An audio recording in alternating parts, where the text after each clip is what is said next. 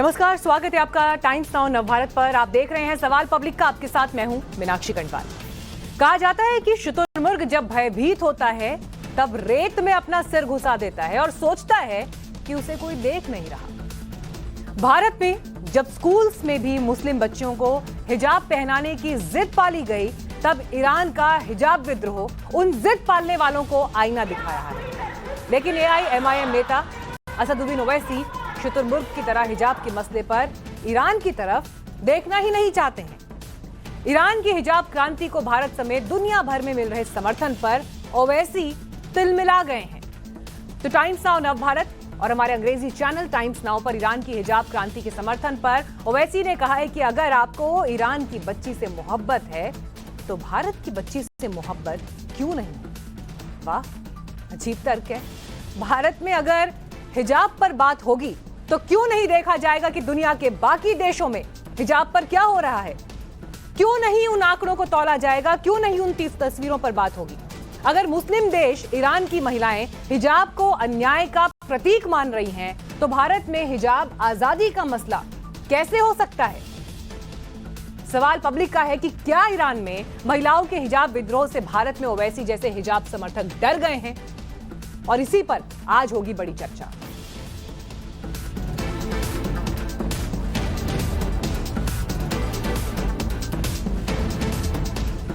तो ओवैसी साहब का तर्क है कि मुस्लिम महिलाएं क्या पहनेंगी, इसकी आजादी उन्हें संविधान देता है। बात सही है, लेकिन ये बात कहकर वो शरिया, इस्लाम, रीति रिवाज और संस्कार जैसे इतने एडजेक्टिव्स जोड़ते हैं और हिजाब को मुस्लिम महिलाओं के लिए जरूरी पहनावा बताने का तर्क पेश करने लगते हैं। लेकिन ओवैसी जैसे नेताओं की तर्कश के तीर तब खत्म हो जाते हैं जब ईरान की महिलाएं हिजाब के खिलाफ विद्रोह कर रही हैं। ईरान की महिलाएं अपनी जान की परवाह किए बगैर सड़कों पर उतर रही हैं। पिछले 32 दिन में ईरान में हो रहे एंटी हिजाब प्रदर्शन में 222 प्रदर्शनकारियों की मौत हुई है। हिजाब के खिलाफ ऐसा विद्रोह है कि वहां की मजहबी सत्ता की तख्ता पलट की संभावनाएं तक जताई जाने लगी हैं। लेकिन जब ईरान में हिजाब के खिलाफ आग धधक रही है और दुनिया तक उसकी आंच पहुंच रही है, तब असदुद्दीन ओवैसी साफ गोई से ईरान पर बचने की कोशिश कर रहे हैं। तो सबसे पहले आप सुनिए उनका बयान। तो टीवी पर एक अंग्रेजी टीवी चैनल पे एक मोहतरमा अपना बाल काट लिए। मीडिया वाले पूछे इन पर क्या तबसरा करेंगे। मैंने कहा ईरान की बच्चियों से मोहब्बत भारत की बच्ची से मोहब्बत नहीं है। मां से बढ़ के चाहिए पापा कुटनी का इलाई। आप मोदी से पूछो ईरान में क्या हो रहा, बोलो। वो भारत सरकार का काम है। ईरान में जो मोहब्बत, वो फलस्तीन में जो घरा तोड़े जा रहे, बैतुल मुकद्दस के तकद्दुस को पामाल किया जा रहा है कि तुम्हारी जबानें बंद क्यों हो जाती हैं जब बैतुल मुकद्दस और मस्जिद अक्सा का नाम आता है। अगर ईरान की महिलाओं से मोहब्बत है तो फलस्तीन के बच्चों से क्यों मोहब्बत नहीं। ईरान के महिलाओं से मोहब्बत है तो भारत की बेटियों से क्यों मोहब्बत नहीं है तुमको। ये कौन सी राष्ट्रवाद है, ये कौन सी मुल्क से मोहब्बत है कि ईरान की बच्चियों से मोहब्बत और भारत की बेटियों से नफरत। अरे अगर उनको इख्तियार है निकाब हिजाब नहीं पहनने का, चादर नहीं पहनने का, तो यहां भी बच्चियों को इख्तियार है। ओवैसी साहब ईरान के हिजाब विद्रोह पर भारत में कोई और ना बोले सिवाय सरकार के, क्योंकि अंतर्राष्ट्रीय मसला उनके इस बयान के हिसाब से ये है। हिजाब के मामले पर सिर्फ और सिर्फ हिंदुस्तानी रहेंगे और मुसलमानों के बाकी मसलों पर पूरी दुनिया में मुस्लिम ब्रदरहुड होगा। ये दोहरा चरित्र क्यों। ईरान के हिजाब विद्रोह से भागते भागते भी फिलिस्तीन का दर्द तो ओवैसी साहब के बयान में झलक ही गया। चीन के उइगर मुसलमानों का दर्द भी ओवैसी साहब को है और इसीलिए संयुक्त राष्ट्र में भारत के स्टैंड से उन्हें दिक्कत होती है। लेकिन हिजाब के मामले में ईरान में क्या हो रहा है आप ना देखिए, ना सुनिए, ना बोलिए, क्योंकि ये तो ईरान का मसला है। और शायद यहाँ बीच में मैं ये भी पूछना भूल गई कि CAA जैसे मामले पर ओवैसी साहब क्यों नहीं कहते कि सिर्फ मोदी से ही पूछिए। आखिर CAA भी तो पड़ोसी देशों के लोगों को भारत की नागरिकता देने का मसला है। भारत का कोई नागरिक उस कानून से प्रभावित नहीं होता है, फिर आप वहां क्यों आखिर विरोध कर रहे थे। बहरहाल बात लेकिन आज हिजाब की हम कर रहे हैं, तो ओवैसी जैसे नेता और वो लोग जो वैसी सोच रखते हैं उनके मुताबिक हिजाब पहनना मुस्लिम महिलाओं की आजादी का मसला है और स्कूल्स में तो हिजाब पहनना उनके शिक्षा हासिल करने के अधिकार का भी मसला है। तो आज हम ये पूछना चाहते हैं कि अगर ये मुस्लिम महिलाओं के अधिकार का ही मसला है तो कर्नाटक की मुस्कान खान के अलावा कोई दूसरा हिजाब समर्थक महिला चेहरा सामने अब तक क्यों नहीं आया है? हिजाब पर सिर्फ असदुद्दीन ओवैसी बोल रहे हैं। समाजवादी पार्टी के सांसद शफीकुर रहमान बर्क बता रहे हैं कि महिलाएं अगर हिजाब नहीं पहनेंगी तो आवारगी बढ़ेगी। दूसरे मौलाना बोल रहे हैं कि हिजाब जरूरी है।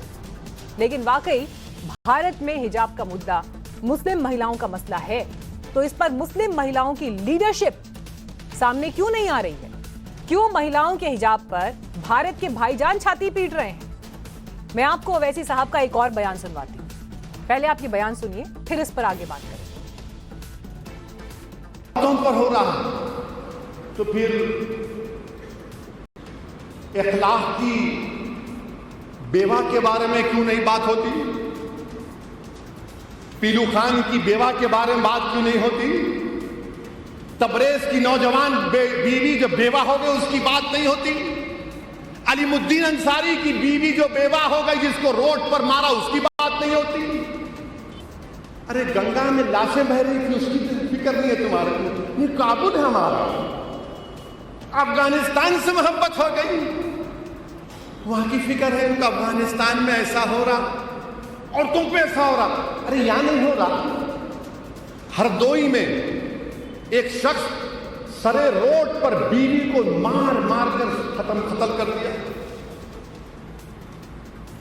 कितने महिलाओं का रेप होता खवातीन का भारत में, उसकी बात नहीं। वहां गई पूरा, वहां पे बड़ी मोहब्बत हो गई आपको। 20 अगस्त 2021 का असदुद्दीन ओवैसी का यह बयान तब का है जब अफगानिस्तान में तालिबान की सत्ता आने के बाद वहां पर महिलाओं पर पाबंदियां लगने लगी। लेकिन भारत में इन पाबंदियों पर जब आवाजें उठी तब ओवैसी ने अफगानिस्तान की तरफ ना देखने की हिदायत दी। ठीक है, हम हिंदुस्तानी हैं, भारत की समस्याएं हमारी प्राथमिकता में होनी भी चाहिए, हैं भी। लेकिन क्या ओवैसी जैसे लोग ईरान और अफगानिस्तान में मुस्लिम कट्टरपंथ के मामलों पर चुप्पी बरतने की सलाह सिर्फ इसलिए देते हैं क्योंकि इससे कट्टरपंथ के खिलाफ उन्हें भारत में भी बोलना पड़ेगा? और अगर कट्टरपंथ के खिलाफ बोलेंगे तो मुस्लिम वोट बैंक का उनका एजेंडा बेनकाब हो जाएगा। तो आज सवाल पब्लिक का डिबेट इन्हीं सवालों के इर्द गिर्द होगी। मुख्य 3 सवाल जो आज हम प्राथमिकता से उठा रहे हैं। क्या ईरान की हिजाब क्रांति से भारत में असदुद्दीन ओवैसी जैसे हिजाब समर्थकों का एजेंडा फुस हो गया है? दूसरा सवाल, क्या ओवैसी जैसे नेता सिर्फ इसलिए हिजाब के समर्थन में है क्योंकि वो मुसलमानों को वोट बैंक बनाए रखना चाहते हैं? और तीसरा बड़ा सवाल, क्या हिजाब को हर हाल में लागू करवाने की कोशिश भारत में कट्टरपंथ का खतरा बढ़ा रही है? तो इसी पर बात करने के लिए हमारे साथ इस वक्त खास मेहमान जुड़ गए हैं। आपका परिचय उनसे करवा दें। हमारे साथ AIMIM पार्टी से स्पोक्स पर्सन पवन राव अंबेडकर साहब जुड़ गए हैं। डॉक्टर शोएब जमई हमारे साथ आ गए हैं पैनल में। हमारे साथ लॉयर असगर खान साहब भी जुड़ गए हैं। इसके अलावा हमारे साथ लेखक तारिक फतेह साहब आज पैनल में मौजूद हैं। हमारे साथ सैयद रिजवान साहब इस वक्त जुड़ गए हैं चर्चा में, और पॉलिटिकल एनालिस्ट के रूप में तरन्नुम जी हमारे साथ मौजूद हैं। सबसे पहले तो आप सभी का स्वागत है। शुरुआत में यहाँ पर पवन राव अंबेडकर जी लेकिन आपके साथ करना चाहूंगी, और इस शुरुआत के साथ एक बात और क्लियर कर दूं क्योंकि अभी ये डिबेट की शुरुआत है। पहले सभी वक्ताओं को 1-1 मिनट का समय उनके ओपनिंग रिमार्क्स के रूप में बोलने के लिए दिया जाएगा और फिर हम डिबेट को क्रॉस क्वेश्चंस और बाकी आधार पर शुरू करेंगे। तो सबसे पहले पवन राव अंबेडकर जी, क्या ओवैसी साहब को ईरान की महिलाओं से जरा भी मोहब्बत नहीं है? जरा भी उनके प्रति उनके दिल में रहनुमाई नहीं है? फर्क नहीं पड़ता उनसे? मीनाक्षी जी बहुत बहुत धन्यवाद। पैनल में बैठे सभी लोगों का शुक्रिया। मीनाक्षी जी, पहले तो मैं आपको बहुत बहुत बधाई देता हूं कि लोकतंत्र के जो 4 स्तंभ हैं उन 4 स्तंभों में आपने 3 स्तंभों की छलांग लगाते हुए पहले पायदान पर आपने अपने आप को स्थापित कर लिया है। मीडिया, इस देश का जो मीडिया है उसने इस देश के लोकतंत्र को जो 4 स्तंभ है उन स्तंभों को उसने क्रॉस किया है। इस मीडिया ने सरकार के द्वारा जो कार्य किए जा रहे हैं उसमें हस्तक्षेप किया, न्यायपालिका के द्वारा जो निर्णय दिए जाते हैं उसमें हस्तक्षेप करके प्री ट्रायल कराती है, पहले से ही निर्णय देते हैं, और जब कभी भी कानून को तोड़ा मरोड़ा जाता है तो मीडिया इसमें सबसे आगे रहता है। तो मीडिया को तो बहुत बहुत शुक्रिया करता हूं। दूसरी बात कि इस देश का भारत, इस देश में जो आंतरिक मामले हैं, खास तौर से जो धार्मिक मामले हैं, उनमें किसी भी तरह से किसी अन्य देश से तुलना करना भारत की संप्रभुता पर प्रश्न चिन्ह खड़ा करता है। आपको आज प्रश्न ये करना चाहिए कि ईरान की अगर आप बात कर रही हैं तो ईरान का ग्लोबल हंगर इंडेक्स क्या है? आपको तुलना इससे करनी चाहिए भारत की। ग्लोबल हंगर इंडेक्स ईरान का 29 है और भारत का 107 है। आपको तुलना सर, इससे आपका 1 करनी मिनट का चाहिए। समय पूरा हो गया ओपनिंग रिमार्क्स के लिए। मीनाक्षी जी, ठीक है सर, अभी आगे पूरा समय है, 1 मिनट का समय आपका पूरा हो गया, जिसमें से 40 सेकंड पे जो आपने मीडिया की बैशिंग की है, मुझे खुशी होती है अगर उस 1 मिनट में आप ऐसे ओपनिंग रिमार्क्स रखते जो आगे डिबेट का मूड सेट करते। लेकिन ठीक है, अगर आपको लगता है मीडिया आपके लिए पंचिंग बैग है तो वो आपकी राय हो सकती है। हमारी कोशिश ये है कि आधी आबादी जो इस दुनिया की है उसके मसले को मुख्यता से उठाएंगे, लगातार उठा रहे हैं। बात महिलाओं की हो रही थी और पहला सवाल मेरा ये था कि क्यों नहीं ईरान की तरफ देखें, क्योंकि वहां पर जो महिलाएं आंदोलन कर रही हैं 200 से ज्यादा की मौत हो चुकी है। अगर इससे तकलीफ नहीं होती तो मुझे नहीं समझ में आ रहा किस और बात से तकलीफ होगी। तारिक फतेह साहब, मुझे यह बताइए कि क्यों नहीं ईरान से भारत को फर्क पड़ना चाहिए और क्यों नहीं ईरान में जो कुछ हो रहा है उसे करीब से देखा जाना चाहिए, क्यों नहीं उसके प्रति गंभीर होना चाहिए? बिल्कुल देखना चाहिए, क्योंकि जो पूरी दुनिया में एक्सपेरिमेंट हो रहा है इस्लामी रियासत बनाने का, जिसकी तय में आपका गज़वा हिंद भी शामिल है कि पूरे हिंदुस्तान को मुसलमान करना है, और जो मुसलमान नहीं है उस पर जुम्मे के दिन दुआ मांगना कि या अल्लाह मुसलमानों को फतह नसीब कर काफिरों पे, कौमुल काफरीन पे, ये सब चीज़ें आती हैं। मसला हिंदुस्तान या बर्रे सगीर के मुसलमानों का ये है कि उनकी किसी ज़मीन से ताल्लुक़ नहीं है। ईरान के लोग पर्शियन सिविलाइजेशन बिलीव करते हैं, तुर्की में लोग जो हैं पूरा ऑटोमन एम्पायर उनका तारीख है, अरब जो हैं वो पहले अरब हैं बाद में कुछ और हैं, इसी तरह इंडोनेशिया में। ये जो बर्रे सगीर का मुसलमान है इसने देखिए कभी अपना हिंदुस्तानी नाम ही नहीं रखा, ये तो नाम ही अपना अरबी या फारसी का रखते हैं क्योंकि ये उसके उनके शैडो में रहते हैं। तो एक बात क्लियर कर दूं कि कुरान में कहीं पे भी औरत को सर पे कपड़ा ढांपने का हुक्म नहीं दिया। ये झूठ बोलते हैं, ये टीवी पे आके गलत बात करते हैं। वैसी साहब जो तंज और मजाक करके अपनी वोकैबुलरी डिस्प्ले करते हैं, उसमें आपको नजर आएगा झूठ कि because he can not face the women of Iran he will suddenly change to some other place. ठीक है, बिल्कुल इस्लाम को इस्तेमाल करने की बात है अपनी सियासत के लिए। ठीक है, शोएब जमई साहब, सीधा यहां पर जो बड़ा स्टेटमेंट और बड़ा बिंदु जो मैं तारिक फतेह साहब के स्टेटमेंट से समझ पाई, डर गए हैं ईरान में जो कुछ हो रहा है उससे, कि कल को यहां पर मुस्लिम महिलाओं ने भी अगर क्रांति कर दी तो क्या मुंह दिखाएंगे, क्या मुंह दिखाएंगे उस समाज को जिसकी रहनुमाई का दावा लगातार पूरी दुनिया के सामने करते हैं? डर गए हैं जी, इससे तो आप ही एक्सपोज हो गए।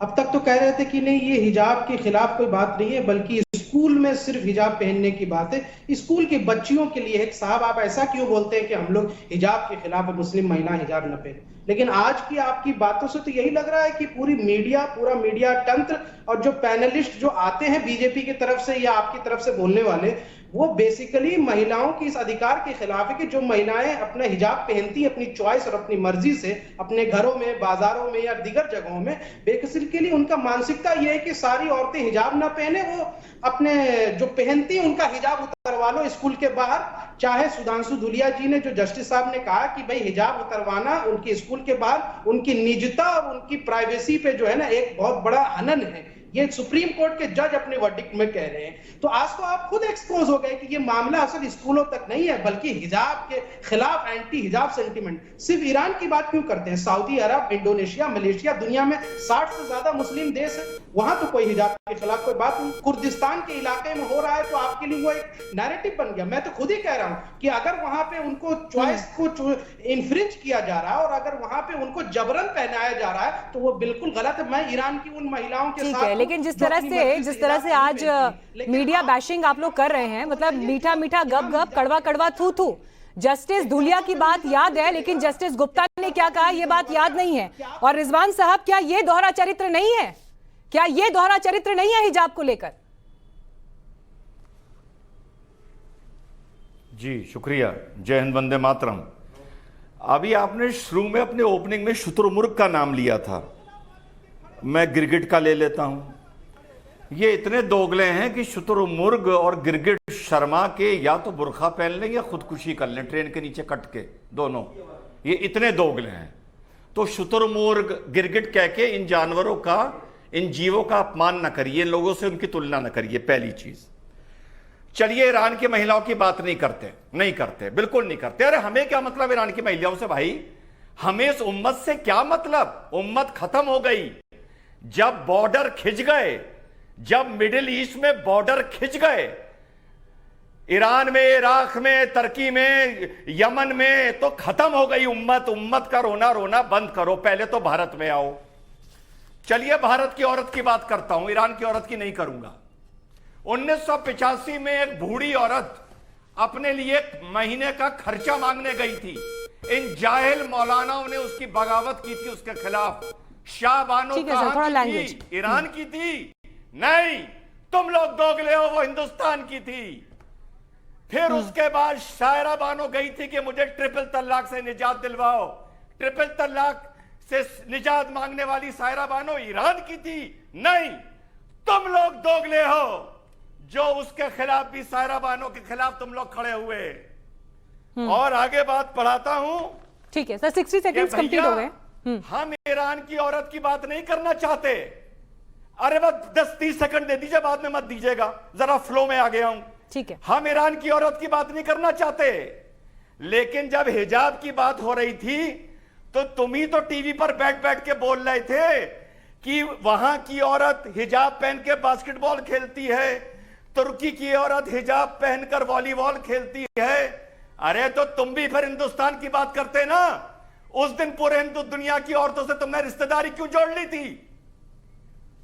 ठीक है असगर खान साहब, ईरान की तरफ मत देखो, अफगानिस्तान की तरफ मत घेरो। ठीक है, असगर खान हमारे साथ जुड़ रहे हैं, लेकिन तरन्नुम, ईरान की तरफ मत देखो, अफगानिस्तान की तरफ मत देखो, हिंदुस्तान की बात करो। लेकिन अगर मुंबई में भी एक ऐसी घटना हो जाती है जहां पर हिजाब ना पहनने पर पति इकबाल पत्नी रूपाली की हत्या कर देता है, तो फिर क्यों नहीं इस मामले को गंभीरता से लिया जाएगा और क्यों नहीं ये सवाल पूछा जाएगा कि खतरा हिंदुस्तान के लिए भी है? तरन्नुम जी बिल्कुल।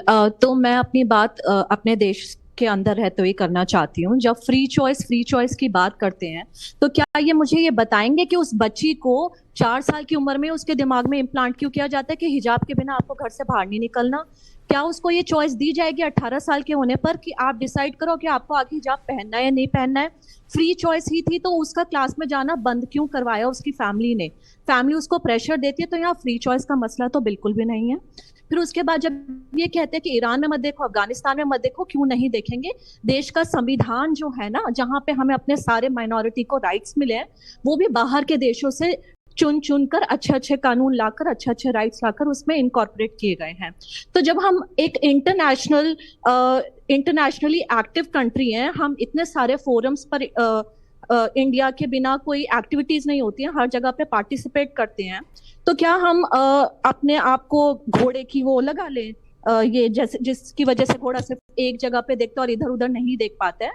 इंडिया एक वर्ल्ड लीडर है और इंडिया अपने आसपास देखेगा क्या हो रहा है क्या नहीं हो रहा है। हमारे इंटरनेशनल रिलेशंस हैं और बिल्कुल हम ईरान की तरफ भी देखेंगे। और ईरान में जब वो बोल रहे हैं कि हिजाब लगाकर खेलती हैं वॉलीबॉल, तो आज उन्होंने भी, ईरान की ही एक प्लेयर ने प्रोटेस्ट में कॉम्पिटिटिव क्लाइंबिंग की है बिना हिजाब पहने प्रोटेस्ट करने के लिए, तो उससे भी सीखना चाहिए। ठीक है असगर खान साहब, आपके ओपनिंग रिमार्क्स। जी 60 सेकंड सर, ओपनिंग रिमार्क्स आपके लूंगी। आपको मेरी आवाज मिल रही है क्या खान साहब? जी अब आई। ठीक है, आपके ओपनिंग रिमार्क्स सर, 1 मिनट में।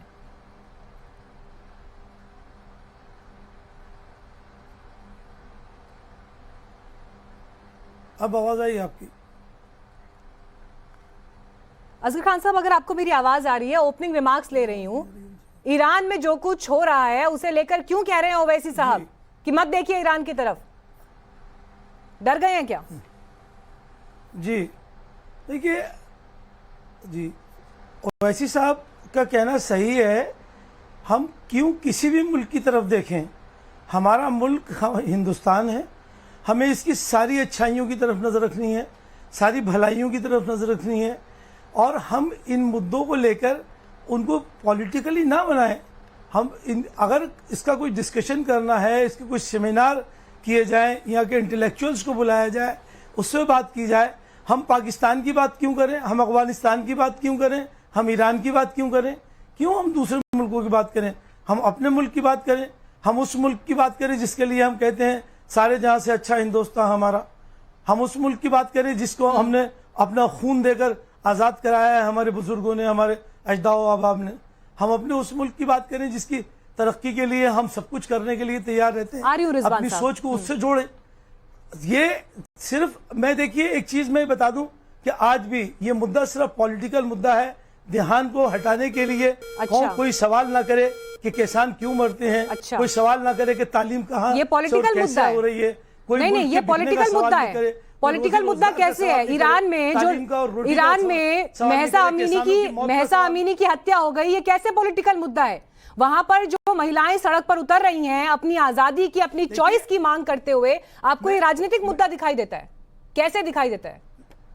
मैं बिल्कुल, मैं यही तो मैं बात कह रहा हूं ना, मैं बार बार कह रहा हूं कि आप दूसरे मुल्कों की बात करते हैं, अपने मुल्क की बात नहीं करते। हम दूसरे मुल्क की बात नहीं कर रहे हैं, आधी आबादी की बात कर रहे हैं। चलिए आप बताइए, आधी आबादी की बात कर रहे हैं और दुनिया की आधी आबादी की बात कर रहे हैं। बिल्कुल आप सही कह रहे हैं। किसी दूसरे देश में जब मुस्लिम आबादी पर कोई अत्याचार होता है तो आप मुस्लिम ब्रदरहुड की बात करते हैं, आप मुस्लिम ब्रदरहुड की बात करते हैं। लेकिन अगर आज ईरान की मुस्लिम महिलाएं सड़क पर उतरकर ये कह रही हैं कि हिजाब पहनना उनकी चॉइस होनी चाहिए, तो आप कह रहे हैं ईरान की तरफ मत देखिए। ये दोहरा चरित्र है आपका, ये डबल स्टैंडर्ड है सर आपका। अपने लॉ ऑफ लैंड को मानते हैं नहीं, कॉन्स्टिट्यूशन ऑफ इंडिया को मानते हैं या नहीं? तो जब दूसरे देश में मुस्लिम समुदाय पर अत्याचार होता है उस वक्त आपका मुस्लिम ब्रदरहुड का स्टेटमेंट क्यों आता है? तब क्यों नहीं कहते आप ये कि कानून अपना काम कर लेगा, भारत अपने मसले देखे? उस समय क्यों नहीं कहते हैं आप? लेकिन आज महिलाओं का मसला है, आज महिलाओं का मसला है, और आपको ये लगता है कि जिनकी दुकान चलती है उस वोट बैंक से उनको खतरा पड़ेगा, तो आप ये बयान दे रहे हैं। रिजवान अहमद, ये डबल स्टैंडर्ड नहीं तो और क्या है? जब भी कट्टरपंथ आता है उसकी शिकार बनती है महिलाएं। कोई डबल स्टैंडर्ड नहीं है। मैं फिर बोल लूं, हम तो ये कहते हैं कुछ लोग बोल लूं। ठीक है सर, आपकी बात पूरी हो गई। रिजवान साहब बोल लूं, मैं ठीक है, बोल लूं। कोई डबल स्टैंडर्ड नहीं है, बोल लूं। सर आपका डबल स्टैंडर्ड अभी एक्सपोज हुआ है, अभी एक्सपोज हुआ है आपका डबल स्टैंडर्ड। कंट्रोल करिए। बाकी मुस्लिम आबादी पर अत्याचार हो तो मुस्लिम ब्रदरहुड है, मुस्लिम भाईचारे की आवाज बुलंद होगी। लेकिन महिलाओं पर हो तो अभी आपने यहाँ पर चैनल पर बैठ के कहा है कि वो महिलाओं का मामला, ईरान का मामला है, छोड़िए उसे। रिजवान साहब ठीक है, रिजवान साहब बोलेंगे आप। कॉन्स्टिट्यूशन को मानते हैं जी।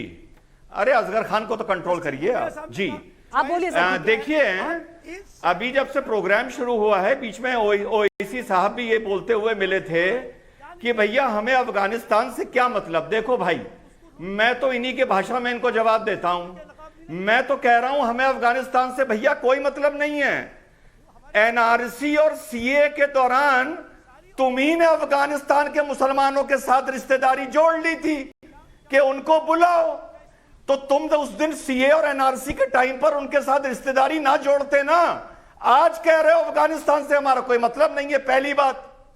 दूसरी बात आपको बड़ी बढ़िया बताऊं, एज ए इस्लामिक स्टूडेंट, इस देश में पुरानी मस्जिदें छोड़ के जितनी भी नई बड़ी मस्जिदें बनी, जितने भी इजारे बने, जितने भी दारुल उल्म बने, मुसाफिर खाने बने, कोई भी ऐसा नहीं होगा जिसमें सऊदी अरेबिया की भीख यानी ज़कात का पैसा ना आया हो।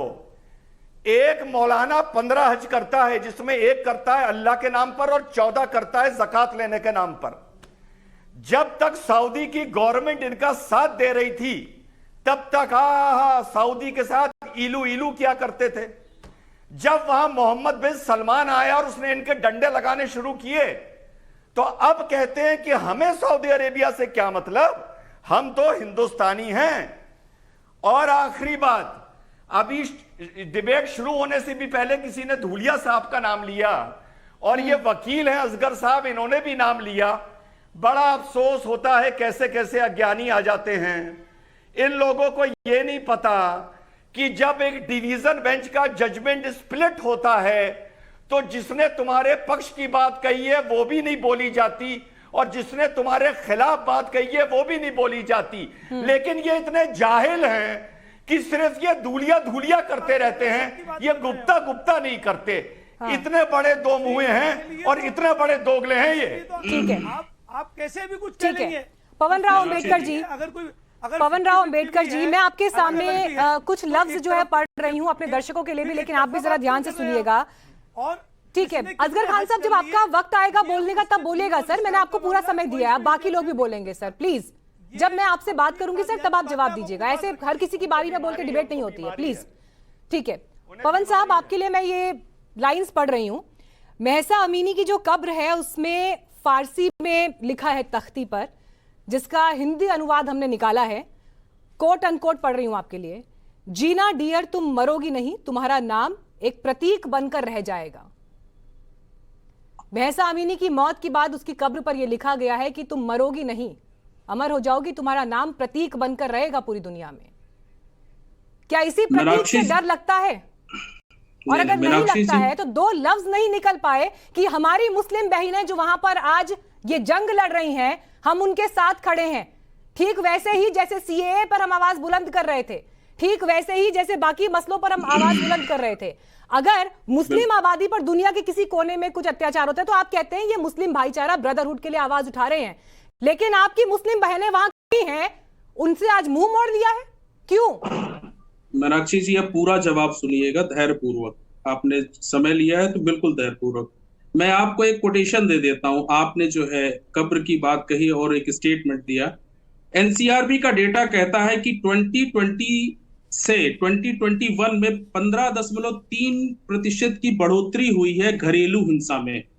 घरेलू हिंसा के रजिस्टर्ड जो केसेस है 4,28,278 सन 2021 में है, और इन रजिस्टर्ड केसेस में 90% से ज्यादा गैर मुस्लिम महिलाएं हैं जिनके ऊपर अत्याचार होता है। हम उनकी बात करना चाहते हैं, हम उनकी बात करना चाहते हैं। हाथरस जैसे जो कांड होते हैं, हम उनकी बात करना चाहते हैं। जो आंध्र प्रदेश में 22 साल की एक बच्ची जो अंधी है उसकी बात करना चाहते हैं। हम ये बात करना चाहते हैं कि राजस्थान में आज भी वो महिलाएं घूंघट के तले जो है अंधेरे में रहने के लिए मजबूर है, वो गैर मुस्लिम महिलाएं हैं। हम उनकी भी बात करना चाहते हैं। सुन लीजिए, आप पूरा जवाब सुनिए, पूरा जवाब सुनिए। मैं आपको अप्रिशिएट कर रही हूँ सर आपकी इस बात के लिए, बहुत अच्छी बात है। आपको अप्रिशिएट कर रही हूँ सर, आपकी तारीफ कर रही हूँ, आपकी प्रशंसा कर रही हूँ। अरे सर, आपकी प्रशंसा कर रही हूँ, सुन तो लीजिए, आपकी प्रशंसा कर रही हूँ। बहुत अच्छी बात है कि महिलाओं को लेकर आपको ये तकलीफ है और ये नंबर आप लेकर आए हैं, लेकिन मुझे इतनी ही खुशी होती अगर मुंबई की रूपाली के लिए भी आप ये बात बोलते। एक केस बताइए मुझे, आप एक केस बताइए आप मुझे जहां पर घूंघट के लिए मर्डर हुआ है। एक केस बताइए जहां पर पति ने पत्नी का गला काट दिया है घूंघट के लिए। एक केस बताइए आप जहां पर पत्नी ने नेल पेंट लगा लिया हाथ में, उसके लिए हाथ काट दिया, उंगली काट दिया। एक केस बताइए आप मुझे जहां पर बाल कलर करा लिए, बालों अगर यहाँ तक ढका हुआ नहीं था सर, या हाथ यहाँ तक कवर्ड अप नहीं थे। एक केस बताइए जहाँ पर कत्ल हुआ है दूसरे समुदाय में। एक केस बताइए, अगर एक भी केस आपके पास है तो मैं आपकी पूरी बात सुनूंगी यहाँ पर, वरना यहाँ पर ये डबल स्टैंडर्ड मत दिखाइए सर। आप एक्सपोज हो रहे हैं यहाँ पर, आप एक्सपोज हो रहे हैं। 80% की हिंदू आबादी में आप मुझे ये बता रहे हैं कि इतने केस डोमेस्टिक वायलेंस के, लेकिन आप मुझे ये नहीं बता पा रहे कि जहां पर सर तन से जुदा हो रहा है वो क्यों हो रहा है। इसका जवाब नहीं है आपके पास। तारिक फतेह साहब, ठीक है सर, आपकी बात सुन ली सर, आपकी बात सुन ली मैंने, और आपके आंकड़ों के लिए आपकी प्रशंसा भी कर दी, लेकिन अगर आप मुस्लिम समुदाय के लिए भी इस तरह की बात कहते तो ज्यादा खुशी होती। तारिक फतेह साहब, जिस समय आंकड़े बता दिए जाते हैं, जिस समय आईना दिखा दिया जाता है, तो ये जनाब मीडिया बैशिंग पर उतर आते हैं, लेकिन इस बात का जवाब नहीं कि बुर्का नहीं पहना महिला ने तो गर्दन काट दी, और वहां पर खड़े नहीं होते हैं मुस्लिम महिला के साथ। देखिए, ये कहते हैं कि हमारा हिंदुस्तान है, कहीं और की बात ना करो। तो भैया, तुमने तो नाम को हिंदुस्तानी अपना नहीं रखा, ना अपनी औलाद का रखा। तुम्हारे तो सबके नाम ईरान, तुर्की और अरेबिया से आते हैं। तुम्हारा 50 जनरेशन हो गए, तुमने आज तक एक्सेप्ट नहीं किया कि तुम हिंदुस्तान में बैठे हुए हो। तुम क्या बात कर रहे हो? अरे एक सेकेंड खामोश, सुने बात, आपको मैंने नहीं बोला, आप चुप करें, आप चुप करें। आपके खेत में जो पाकिस्तान का झंडा आ रहा है, India that is Bharat, Hindustan नहीं लिखा है। ठीक है सर, अपनी बारी में बोलिएगा। अम्बेडकर साहब अपनी बारी में बोलिएगा प्लीज। ठीक है, आपने अपना स्टेटमेंट पूरा किया सर। ठीक है, तारिक फतेह जी कंप्लीट करिए। दूसरी बात ये है कि ये आज तक हर उस मसले के अंदर कूद पड़ते हैं जहां इनका कोई नुकसान नहीं हो सकता। तो ये फौरन फलस्तीन, वहां अरबों के इलाका या कहीं और की बात करेंगे। ये कभी ये बात नहीं करेंगे 5 लाख यमनी जो मरा है वो किसने, हिंदुओं ने मारा है क्या? 5 लाख सीरिया के अंदर मुसलमान मरे, किसने मारा? आप कहां थे जब पाकिस्तान की फौज ने बांग्लादेश में जेनोसाइड किया? आप तो पाकिस्तान फौज के साथ थे। आप मुझे एक बताइए आपका लीडर जिसने मुक्ति वाहिनी का साथ दिया हो। आपका काम है हिंदुस्तान की किश्ती में छेद करना और बैठे रहना वहां पे कि ये हमारा हिंदुस्तान है, हम बाबरी मस्जिद बनाएंगे, हम यूं करेंगे। आपको शर्म नहीं आती कि जिस धरती ने आपको पनाह दी, जहां आपको आने दिया रहने के लिए, आपके यहाँ हिंदू दुश्मनी नहीं खत्म होती आपकी गोल से? आप हर वक्त जो है मस्जिदों में हिंदुओं को गालियां देते हैं, आप कहते हैं ये काफिर की औलाद है। आप जब जिहाद और कुफर अपनी जबान से निकालेंगे तब हम एक्सेप्ट करेंगे आपको, वरना आपका काम है। अगर आप लगातार बोलते रहेंगे तो फिर मुझे आपका ऑडियो डाउन करना पड़ेगा सर। मैंने आपको कई बार रिक्वेस्ट, सर मैं आपके पास जब आऊंगी आपको समय दूंगी, आप उस समय बोलिएगा। अभी आपके पास आई थी, आपने अपनी पूरी बात कही है। अब दूसरा व्यक्ति इंतजार कर रहा था, उसे प्लीज बोलने दीजिए, प्लीज रिक्वेस्ट। मैं आपके पास आऊंगी सर, प्लीज रिक्वेस्ट है आपसे सर। जब आपका समय होगा तब बोलेगा, दूसरे लोग भी नहीं बोल पाएंगे ना, डिस्टर्बेंस हो रही है, प्लीज समझिए। फिर मुझे मजबूरन आपका ऑडियो डाउन करना पड़ेगा सर। ठीक है पवन जी, आई एम सॉरी, मैंने आपसे कई बार रिक्वेस्ट की। ठीक है तारिक जी, बात कंप्लीट करिए। एक सीधी सी बात है, आप केसेस बता रहे हैं कि जहां डोमेस्टिक वायलेंस होता है और पुलिस कंप्लेंट होती है। मैं आपको यह सजेस्ट करूंगा कि हमारी मुसलमान बहनों की जो बेइज्जती होती है, घरों में पिटाई होती है, डोमेस्टिक वायलेंस, वो तो इतनी एम्पावर्ड नहीं है कि वो जा भी सके कहीं। हमसे पूछिए क्या हो रहा है घरों में। बच्ची कोई बात करते हैं इस्लाम की, बीबी खदीजा ने खुद प्रपोजल दिया था प्रॉफेट मोहम्मद को, और यहाँ कोई पाकिस्तान मुसलमान हिंदुस्तान बच्ची अगर ये कहे कि मैं इससे चाहती हूँ, उससे शादी करना चाहती हूँ, तो उसको तो आवारा कहते हैं। वो आपके मेंबर ऑफ पार्लियामेंट कह के गए कि हिजाब उतर गया तो वो बेशर्मी घूम जाएगी। यानी यहाँ जो मेरी बहनें बैठी हुई हैं बगैर हिजाब के, ये आवारा है क्या? That is exactly what they mean. ये औरतों को शर्मसार करने का एक तरीका है, उनको कंट्रोल करने का, बिल्कुल भेड़ बकरियों की तरह। दे ओन द विमेन कि किसको कहां जा सकता है वो मैं कंट्रोल करूंगा। ठीक है, औरतों को कंट्रोल करने का ये तरीका, ये बात अभी तारिक फतेह साहब ने की। और इसमें मैं एक बात और जोड़ देना चाहती हूं, और इसलिए मैं ये सवाल लेकर आपके पास आ रही हूं शोएब जमई।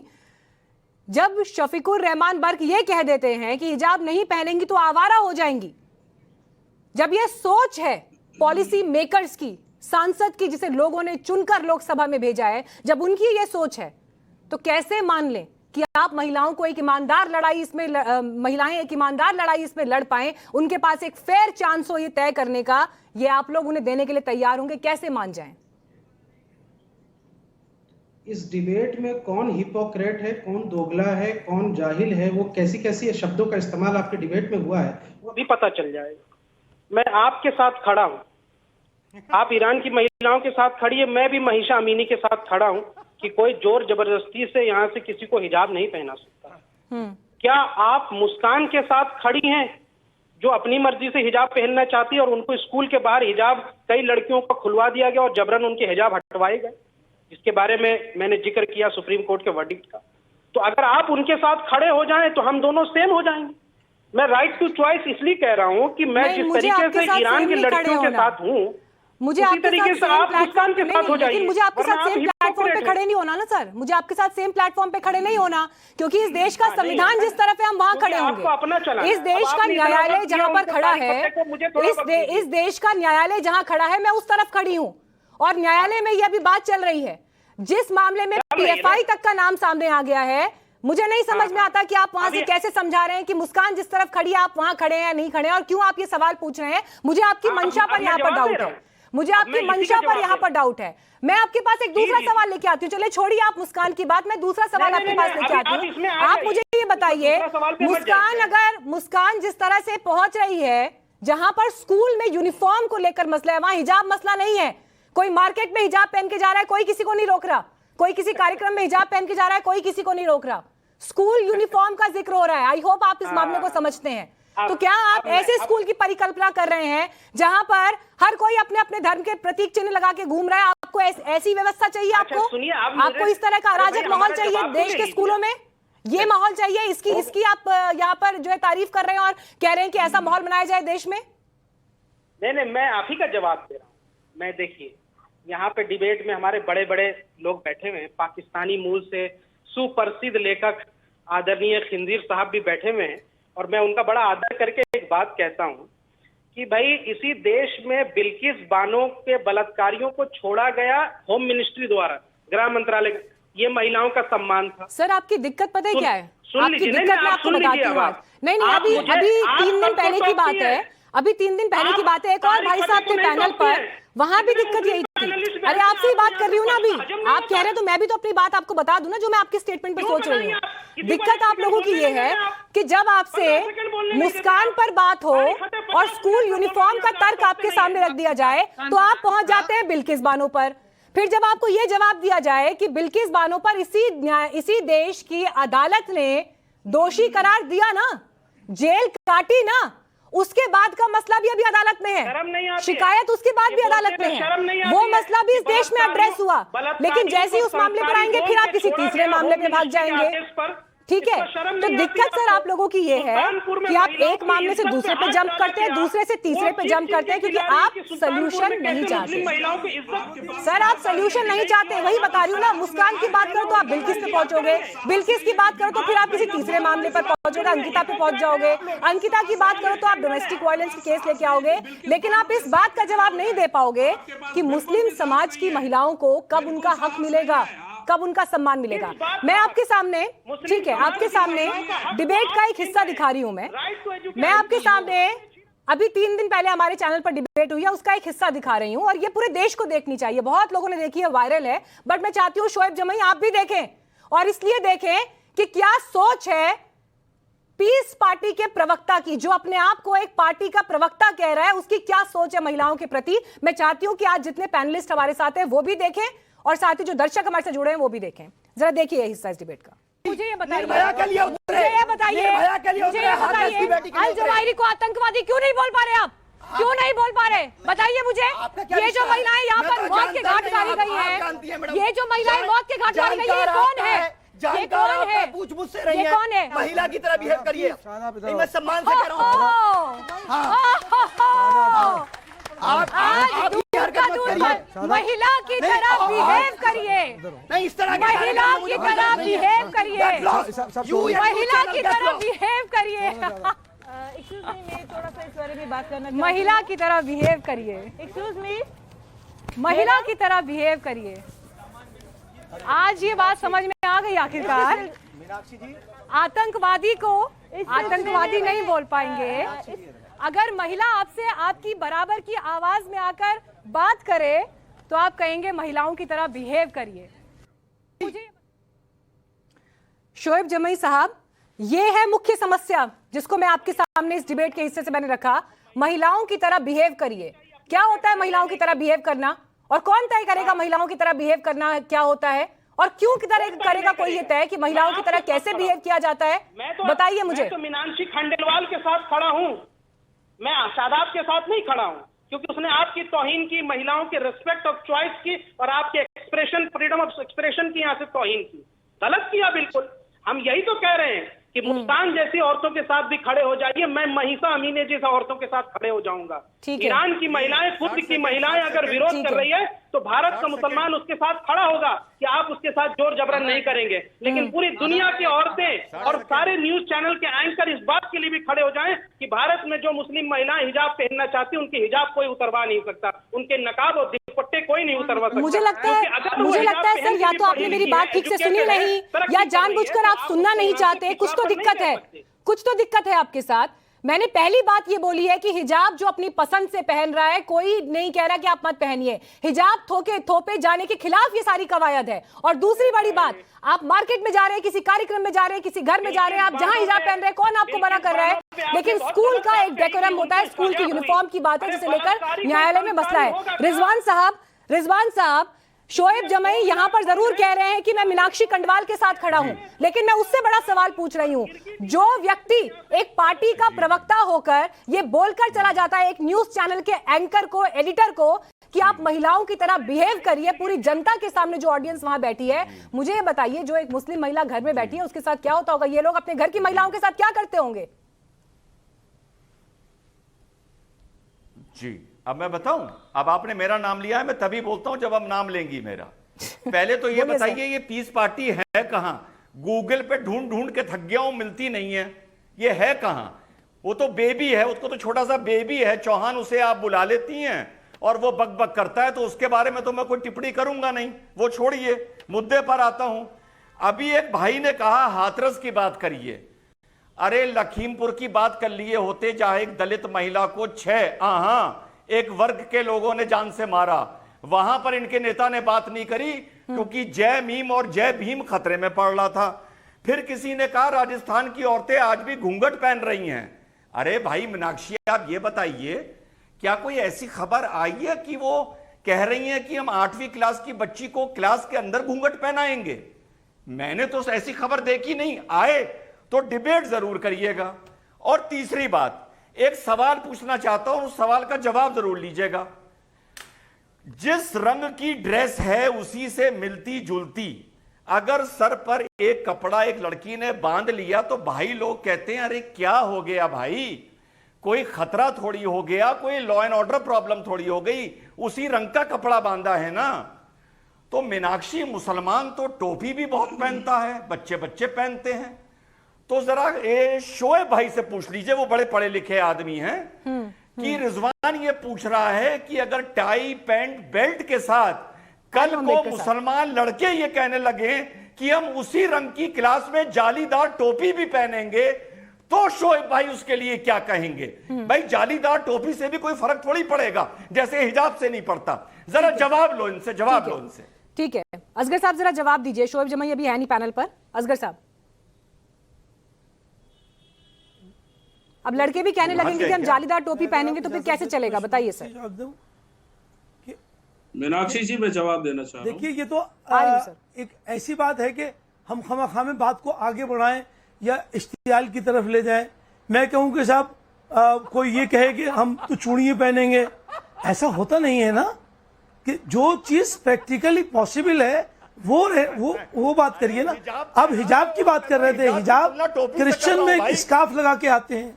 अब अगर आप ड्रेस की बात कर रहे हैं, जो आपने अपनी स्क्रीन पे दिखाया है मीनाक्षी जी, मैं उसकी बात कर रहा हूँ।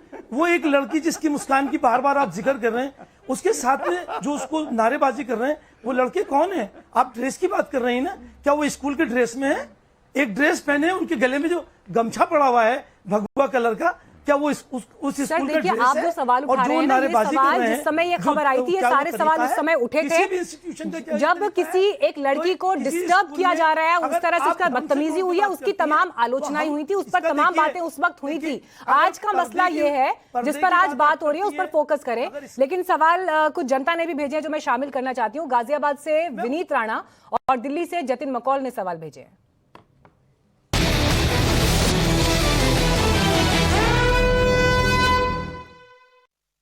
क्या हिजाब पर ओवैसी हिंदुस्तान में हार रहे हैं, इसलिए वो ईरान की ओर नहीं देख रहे?